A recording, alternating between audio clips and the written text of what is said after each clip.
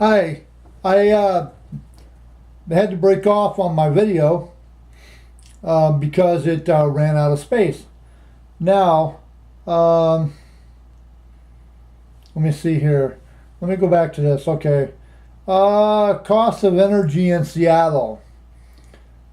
It isn't all that bad. No, we're not talking about rain, which I was saying, Gene Kelly and Singing in the Rain. When I lived in Seattle, the rain, I loved it. It was great. Because you could smell the salt air from the Puget Sound and you could feel the mist on your face. It just felt really good. And you had all of the scenery, the trees, and it was just really gorgeous. Now, thanks in large, let's see, we're not talking about, no, we're not talking about rain. We're talking about electricity. Thanks in large part to a number of major hydroelectric power plants throughout the state. Washington and Seattle have some of the lowest energy rates around. Washington, 8.65 electric rate in kilowatt hours. North Dakota, 8.71 kilowatt hours. Louisiana, 8.81 kilowatts. Arkansas, 9.09 kilowatts. West Virginia, 9.15 kilowatts. And the U.S. average is 12.29 kilowatt hours. Okay, I may not have said that right, so if you're a purist, don't crucify me. It says here, not only are Seattle's electricity rates super low, but thanks to Seattle's mild climate, the average Seattle household uses less energy than households in most cities in the rest of the country. In fact, many Seattle homes don't even have an air conditioner. And I rely on an air conditioner because I'm a little overweight now. And I need it because I get hot easily. But if I was in Seattle, I could just throw in a window fan and oh buddy, my place would be cool as a cucumber. Other costs in Seattle. On a range of other important expenses like health care and clothing, Seattle prices are near or slightly above the national average. One important factor to keep in mind is the Seattle sales tax at 9.5 is one of the highest sales taxes in the country, which jacks up the price of nearly everything. Well, 9.5% where I live at, if I'm in downtown Minneapolis, I pay an 11% sales tax. But we don't pay sales tax on clothes. But we pay sales tax on everything else. The regular sales tax throughout the city is 7%. The flip side, however, to everything being more expensive, however, is that Seattle has no personal income tax. So while you are spending more in Seattle on everything you buy, you may also have some more to spend, which that's kind of an oxymoron. It's like they're going to give you more money on your check, but then they're going to charge you more for everything else. So you end up not making nothing. Like the guys that want to have a pay raise. Oh, I can't handle working on $9 an hour. I need to be raised up to $10 an hour. So they jack your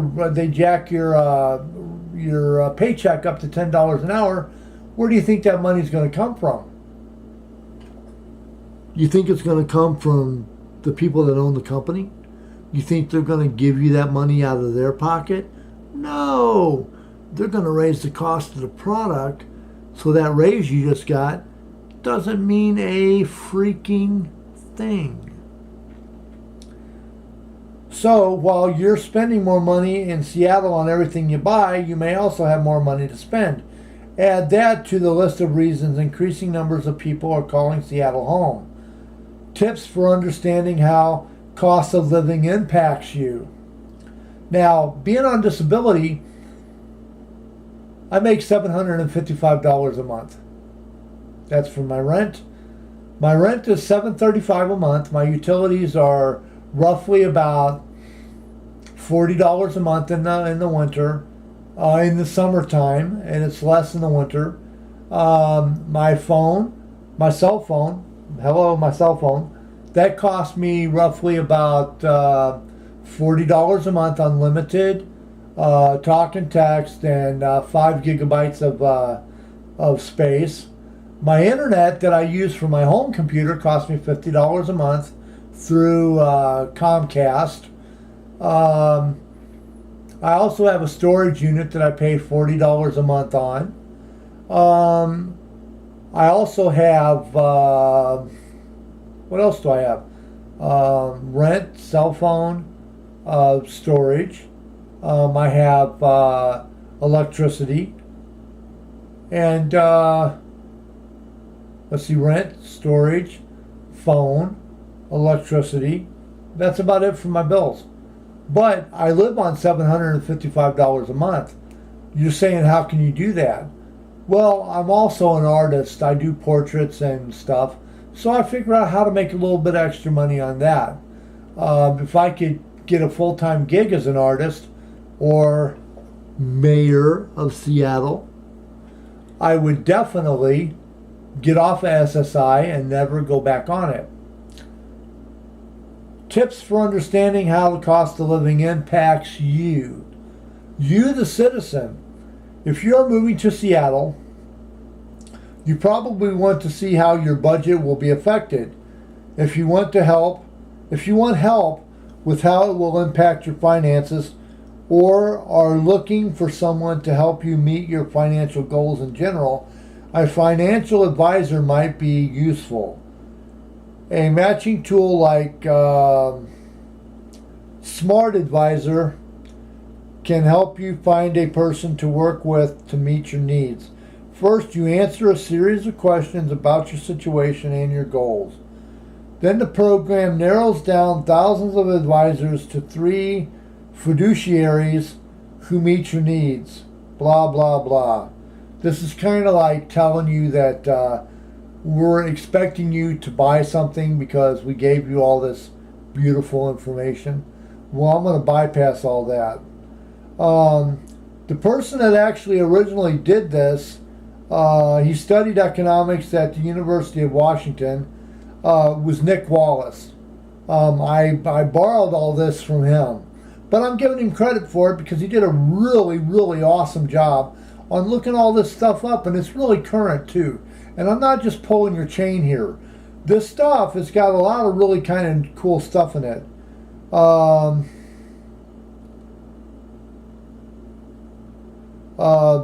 He's got other things in here too about various different things. But Seattle is my main goal. And the reason I want Seattle, the reason I love Seattle so much, and I've only been there, when I did live there, it was only for about 4 years. Seattle was one of those cities, like a beautiful woman that you bumped into, that you really want to get to know better. I fell in love with Seattle. I was young and I was not able to appreciate everything Seattle had to offer. I'm 51 now, so I have a better head on my shoulders for being able to enjoy stuff and getting the most out of stuff. Like I could go to the Pike Place Market with like $100, and I could walk out of there with about $400 worth of food. And that's not stealing anything either. That's actually paying for it. I know where I could get some gorgeous pizza, if you like that sort of stuff. Occasionally going to the top of the Space Needle. I would do that once in a while, not very often because it's way more expensive now than it used to be. But I tell you, on a special occasion, top of the Needle is the way to go, especially if you're on a date. But there's a lot of other places too. I mean, there's restaurants up in Capitol Hill. Don't know so much about Queen Anne. That was kind of the ritzy, spendy area. Never really went over to the U District that much because I'm not really a student and I don't really hang over there. My thing was the downtown Seattle area between uh, Pioneer Square, Pike Place Market, Westlake Shopping Center, and the Space Needle.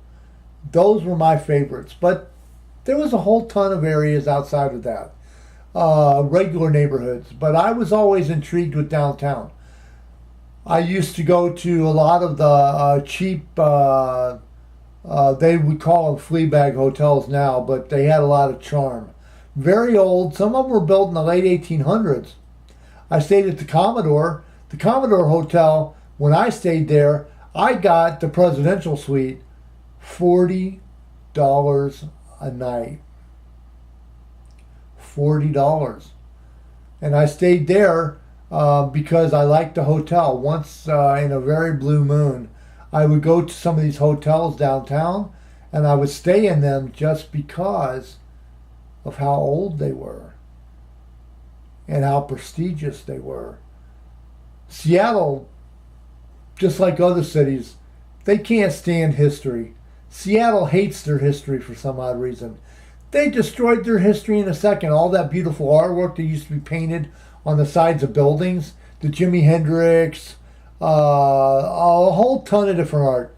They got rid of them. These yuppie Seattleites that became mayor and city council and all that, for some odd reason, they just hated Seattle. And they took away all of its individuality and made it sterile. Yeah, sterile. Very sterile.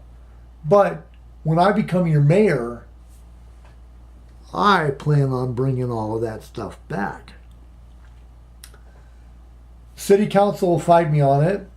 People that have become comfortable with the way things are will fight me on it. But I think that Seattle should have its own personality again. Seattle, to me, was always the most gorgeous city in the world, except for maybe a close second would be Hong Kong, silk suits, and black walnut ice cream at night, overlooking the city of Hong Kong. Las Vegas has its charms too, bright lights, big city, but Seattle at night, when you're looking at Seattle toward from behind the Space Needle looking toward CenturyLink Arena or CenturyLink Field, and you catch the city and the Puget Sound and the Space Needle all in the same picture, it takes your breath away. It just does. I don't know what it is about Seattle, but Seattle to me is the most gorgeous city I have ever laid my eyes on. And I have been to a lot of cities, Los Angeles, Hollywood, I've been to Sacramento, I've been to Denver, I've been to Aurora, Colorado, I've been to Oklahoma City, I've been to Lincoln, Nebraska, Kansas City, Missouri, St. Louis, St. Paul, Minneapolis, Springfield, Missouri, Kimberling City, Missouri, Topeka, Kansas. I've been to a few cities. Nothing on the East Coast, all the Midwest and the West Coast. But I'll tell you, if I struck the lottery and could go anywhere in the world to live, I would pick Seattle in a heartbeat because I love you and the people there. You're my home away from home.